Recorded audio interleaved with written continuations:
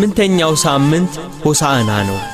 መዝሙረኛው ቅዱስ ዳዊት አስቀድሞ እንደተነበየው የኢየሩሳሌም ሕዝብ ሁሉ ወደ ከተማይቱ ወጥቶ አቤቱ እባክህ አሁን አድን፣ አቤቱ እባክህ አሁን አቅና እያለ በእግዚአብሔር ስም የሚመጣ ብሩክ ነው ይላል። ጌታችን ኢየሱስ ክርስቶስ ስለ ሰው ሲል ተላልፎ የሚሰጥበት ጊዜ ሲደርስ ወደ ኢየሩሳሌም ሊወጣ ተነሳ። ደብረ ዘይት በሚባል ተራራ አጠገብ ወዳለች ወደ ቤተ ፋጌና ወደ ቢታንያ ጌታችን ኢየሱስ ክርስቶስ በአህያ ውርንጭላ ላይ ተቀምጦ ወደ ኢየሩሳሌም ቀረበ። የሮማውያን ግዛት ያማረራቸው የተስፋይቱ ሀገር ሕዝቦች መሲሁ ወታደር አሰልፎ ከሮማውያን ቅኝ ግዛት ያወጣናል ብለው ጓግተው ይጠብቁ ነበር።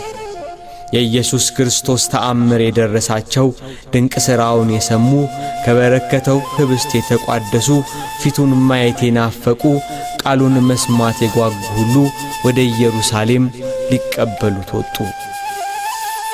ግርማው ክብሩ ያስፈራቸው የኢየሩሳሌም ነዋሪዎች ተገረሙ። ከተማዋ ይሄ ማን ነው ብላ ተደነቀች። ወደ ደብረ ዘይት ቁልቁለት በቀረበ ጊዜ ሕዝቡ የዘንባባ ዝንጣፊ ይዞ አሁን አድን፣ ሆሳዕና ሆሳዕና፣ በጌታ ስም የሚመጣ ንጉሥ የተባረከ ነው፣ በሰማይ ሰላም በአርያም ክብር አሉ። እየወደቁ ሰገዱለት። በዘንባባ ዝንጣፊ ጨርቃቸውን መሬት እያነጠፉ በእልልታ ተቀበሉት። ከተማይቱ ታወከች። የጌቶች ጌታ በተዋረደ የአህያ ግልገል ተቀምጦ ወደ ኢየሩሳሌም ገባ። ሕፃናቱ በእግዚአብሔር ስም የሚመጣ ብሩክ ነው፣ አንተ የአማልክት አምላክ የእስራኤልም ንጉሥ እግዚአብሔር ብሩክ ነህ እያሉ እያመሰገኑ ተቀበሉት። ከመድኃኒትነቱ የተነሣ ከቤቱ መሠረት ሳይናወጥ ከልዑል መንበሩ ወርዶ ጸጋና ኃይልን አሳየ። ሆሳዕና በአርያም ሆሳዕና በአርያም ሆሳዕና በአርያም። ወደ ከተማይቱ በር ሲቃረብ ከተማይቱን በሩቅ አይቶ ስለ ከተማይቱ አለቀሰ። ሰላሟን ያላወቀች መድኃኒቷ ከዓይኗ የተሰወረባት ኢየሩሳሌምን አይቶ አለቀሰላት።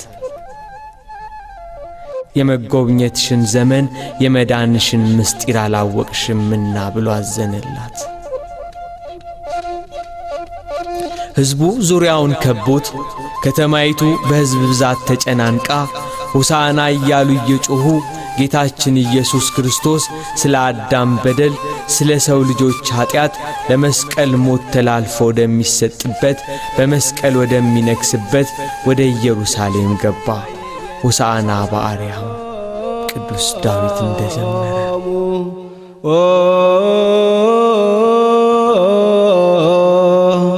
ቡሮ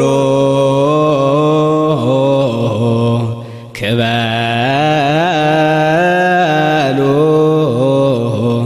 እንዘ ትጸርሁ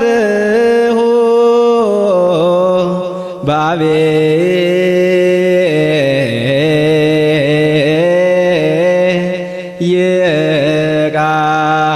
ቃል ሆሳዕና በአርያም